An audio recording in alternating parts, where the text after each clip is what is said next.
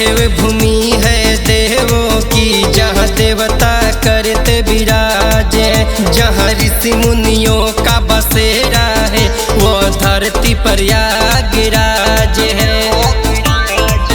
ये देव भूमि है देवों की, जहाँ देवता करते विराजे, जहाँ ऋषि मुनियों का बसेरा है, वो धरती पर प्रयागराज है।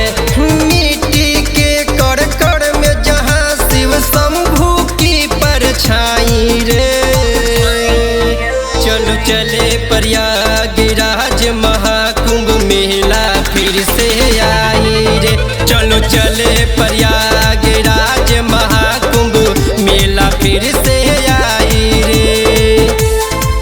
चलो चले प्रयागराज।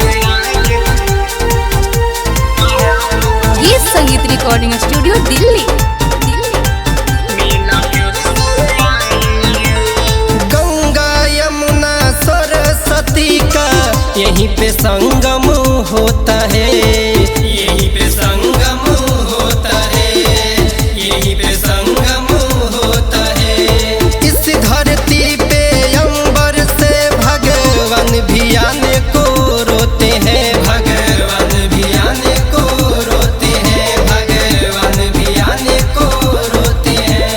धन्य हुआ है जीवन उसका जिसने शीश नवाई रे, चलो चले प्रयागराज महाकुंभ मेला फिर से आई रे, चलो चले प्रयागराज महाकुंभ मेला फिर से आई रे।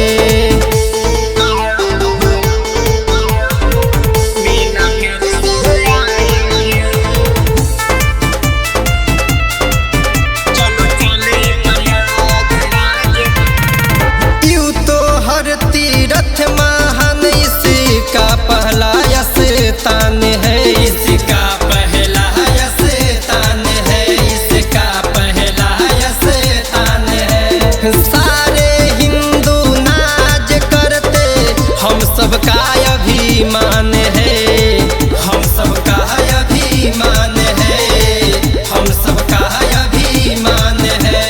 राजा बाबू राहुल रसिक ने गा के भजन सुनाई रे,